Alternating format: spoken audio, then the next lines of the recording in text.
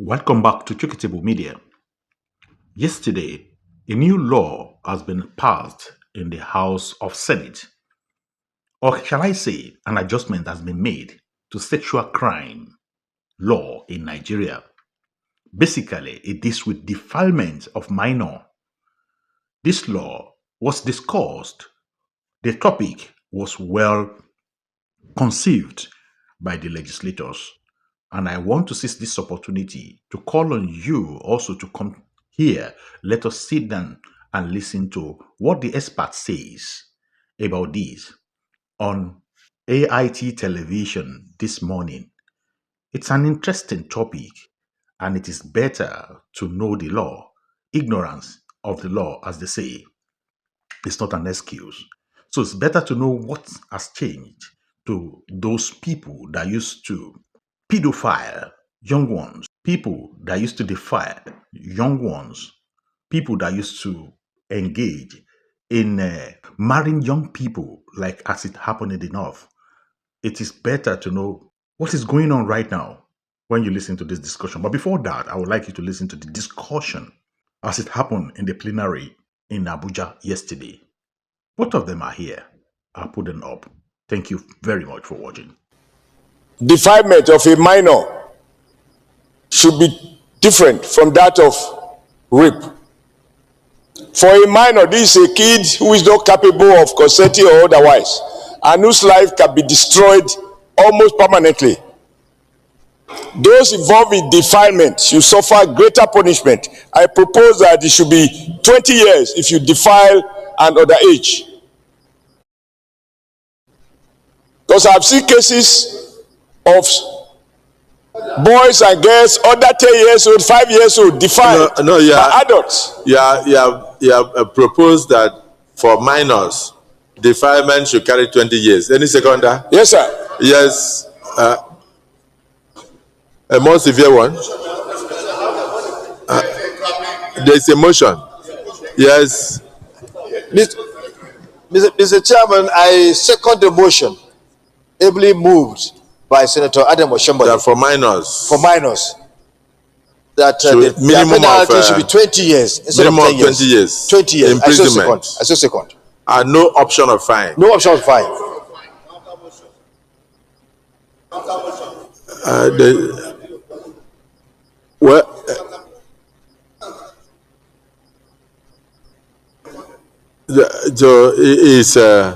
Senator Aledo, you wanted to say something? I wanted to propose a more stiffer punishment for defilement, life imprisonment. Because in other crimes, actually, it's life imprisonment. In fact, capital punishment. Particularly in India, Pakistan, and what have you, it's capital punishment. But here, we can reduce it to life imprisonment. DSP, the motion was on 20 years, but the counter motion is on life imprisonment. Mr. President, we don't have that in our rules. Once there's a motion, somebody seconds, then it will be put to vote. If he fails, then he can raise his own motion. We don't have this. It's alien to our rules. Okay, but we bear in mind. It's alien. We bear in mind that he has a counter motion. You can do that, but he knows it's an experienced legislator.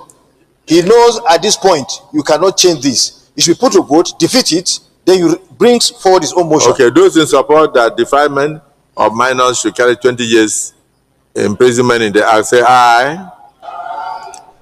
Those against say nay. Okay, so that is defeated. Yes, you can now move.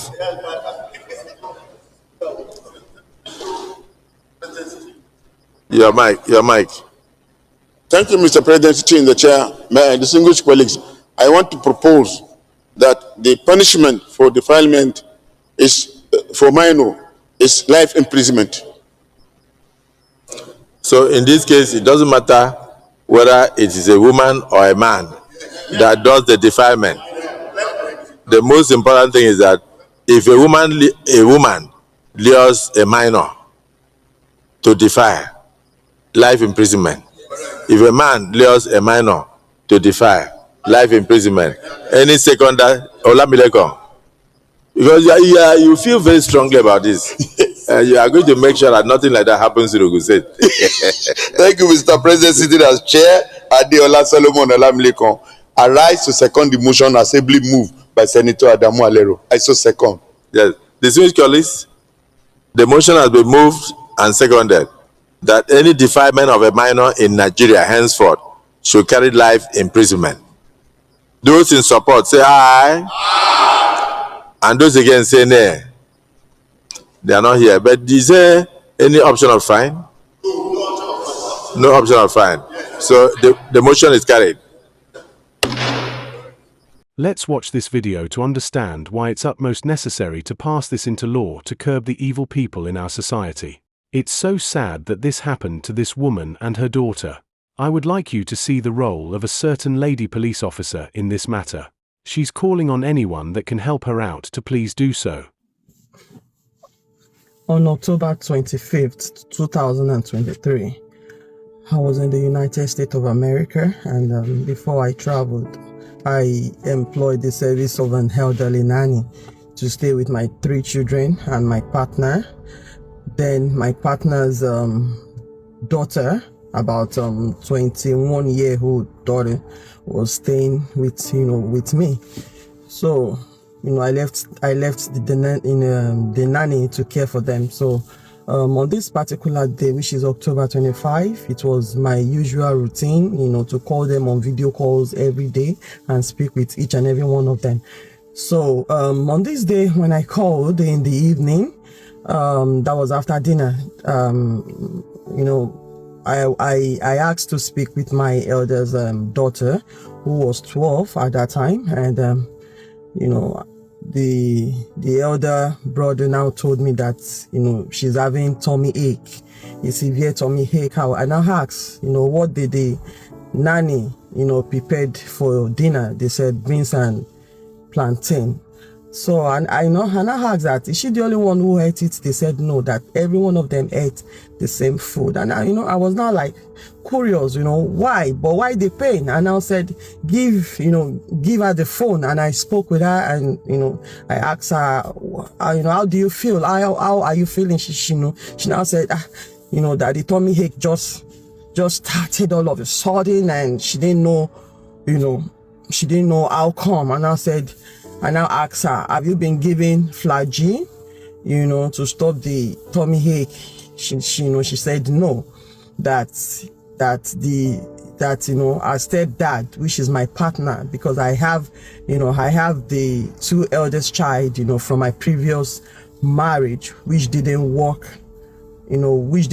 out well because of, due to domestic violence. So I have a child for this, my new partner. So my eldest child now said, my eldest daughter now said, my daddy said, which is our stepdad, that he's going to massage my back for me instead of giving me med. And I said, what did you just say? She repeated it. Then I heard my partner, stood up from the chair, because I was on video call with them. So I saw him, denying it, that when did I say so? I did not say so. And I was shocked that my daughter, that was groaning in severe pain, had to stand up and face him like, you said it. You said you're going to massage my back. Why are you lying? Why are you lying? You said it. Tell mommy the truth. You said it. So when she faced him, I saw guilt in my partner's eyes. I was like, what is happening here? That something is going on that I need to know.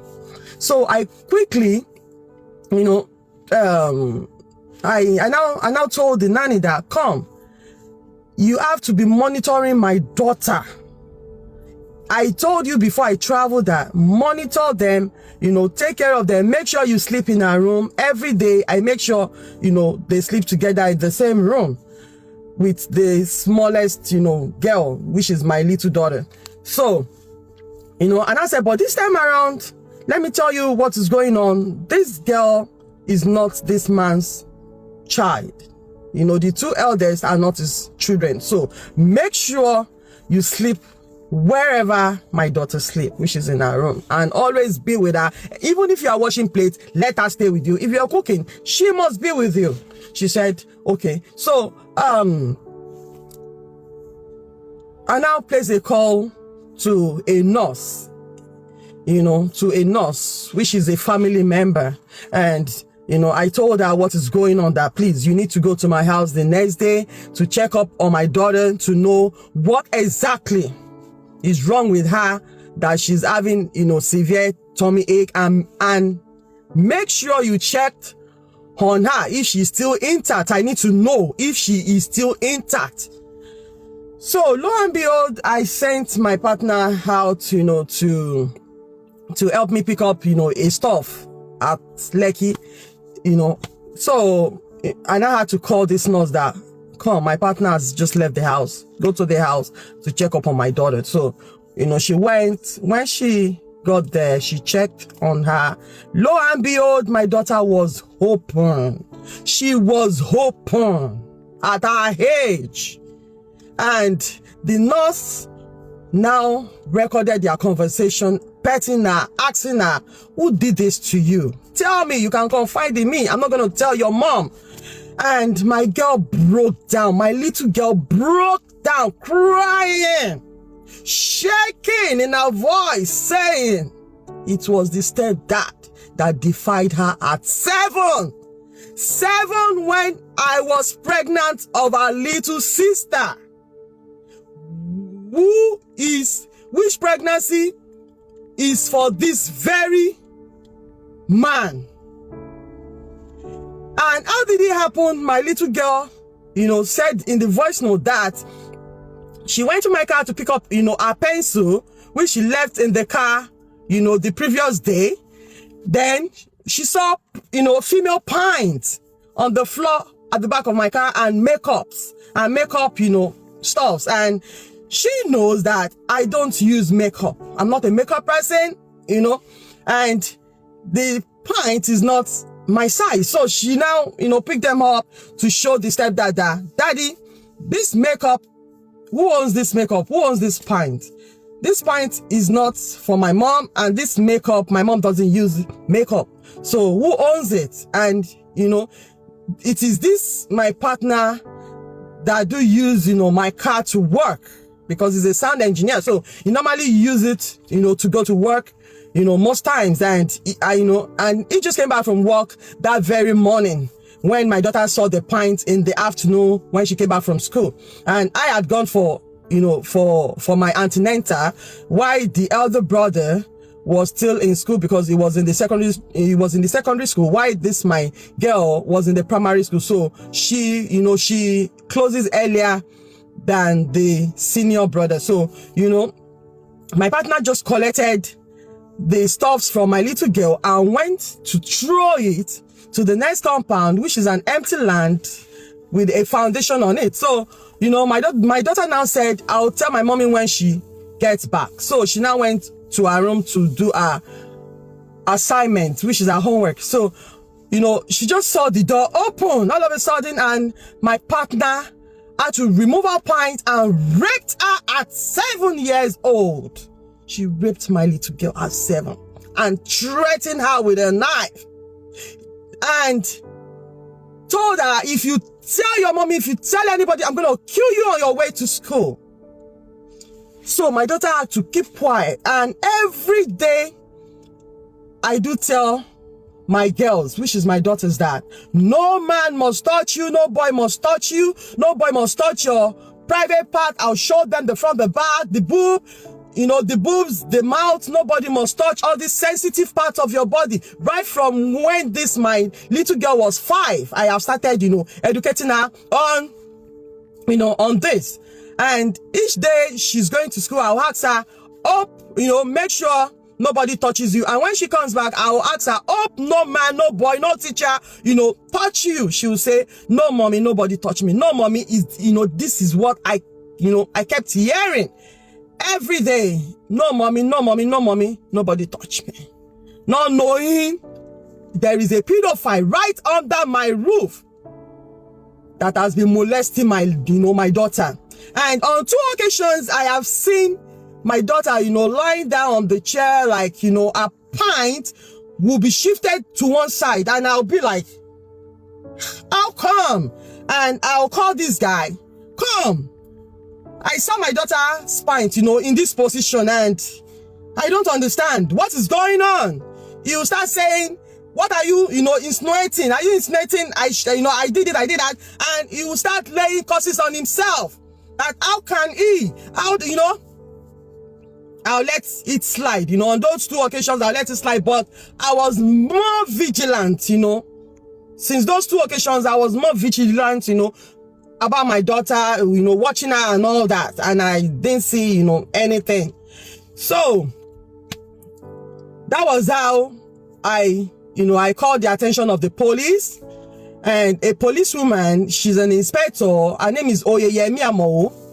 She went to my house to get this pedophile arrested, and, you know, the second day, she started calling me, I should come over, you know, for his bail or something, and I was like, I want him charged to court. How can you even think of, you know, of releasing a pedophile? Charge him to court. You know, he is a very dangerous person to the society, to the girl child. The girl child can never be safe out there with likes like him. So he needs to face the wrath of the law. But this woman kept, you know, yelling at me, telling me I cannot teach her a job. I cannot do this, I cannot do that, you know. I was like, wow. Wow, and you are a mother like me. How won't you know the right thing for you to do? Do I need to tell you to charge this guy to court before you will? So at the end of the day, you know, on the 5th day, I got a call from this, you know, pedophile's elder brother telling me that they are on their way to my house to pick up his, you know, his stuffs. I'm like, has it been released? He said, yes. I said, when? He said, just now, that they are about leaving the police station. I said, what? I had to call the, you know, the police officer that I learned you have released this pedophile. How, you know, how come? I asked you to charge him to come and see the way this woman was yelling, screaming on top of her voice. Madam, please, you cannot tell me what to do. Excuse me, this and that. I was like, what? I just had to, you know, end the call because I could see that she did what, you know, what pays her. She has compromised, you know, on my case. So I came back to the country and I went straight to the state CID, you know, to lay a report about the pedophile and the policewoman. So when I saw, you know, the way the state CID police were handling the case, although, you know, they asked me to come with my daughter, I came with her, they interviewed her, they recorded it, you know. Then the policewoman, they sent her several signals before she could come. And when she came, you know, they interrogated her. They asked her to, you know, take the shorty to court, which is the elder brother of the pedophile. So, you know, she charged him to court, and till today, you know, the court is still, you know, in process against the elder brother. And I've been to the court like 4 to 5 times, you know, to give witness or to, you know, to say exactly how it happened. And till now, they are not giving the judgment. And till now, the pedophile is still at large. The policewoman, I told her, declare this guy wanted. I need him, you know, to be declared wanted so that, you know, anywhere he is, you know, people can bring him out and he can come out. But this woman felt so reluctant to declare him wanted. So, you know, I had to take it to the first CID in Abuja. I wrote a petition against her, and, you know, she was called, and after several signals again, she came, and when she came, you know, she was tried in a trial room, and they found her guilty of the charge, and, you know, she was dismissed. But surprisingly again, after some few months, you know, I was told that this woman is still working at Igondo police station, that she is still going to work under a DPO, which is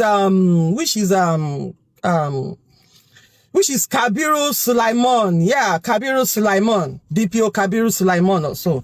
I now, you know, had to placed a call to Abuja telling them that this is what I heard and I'm very sure it is true. And they placed a call to the DPO telling him that this woman has been dismissed, which you are aware of it. And if you are not aware of, of it, she has been dismissed. So please do the needful. And that was how this DPO had to, ask her to leave and all that. And that was how she stopped working. And, I miss this. When this woman, got the pedophile arrested, she asked my daughter to go for a medical test at Igodo General Hospital, which my carer and the other brother and the nurse took my daughter to the hospital. And, the doctor checked her and, in a medical report, it was written that she was being defied, she was being open and all that. So this woman, knew about this, and the elder brother in his confession, because he was, I called him later, to challenge him that you knew what your brother did and you still went, to bail him out. So, he was talking and he didn't know I was recording him. And in his, in the voice note, he confessed that the brother, which is the pedophile, actually confessed to the police, and he was there saying that he did it truly. And when I came back to the country, the pedophile had to send me, a text message, a lengthy one, saying, begging, asking for forgiveness, but he didn't mention what he did. But in that voice note, in that text message, it is so obvious that he did what he did, and he was asking for forgiveness, which is unforgivable because he did an abomination. This is an abomination. And I want Nigerians, all mothers all over the world, to help me get justice for my daughter, because this, my particular daughter, has tried suicide on 3 occasions. They've raided my house, they've burgled my house on several occasions, destroyed my, my TV, scattering the house, searching my wardrobe, turning the house upside down. I wonder what they were looking for. On these occasions, we were not around. And I have all evidence of this. Every evidence.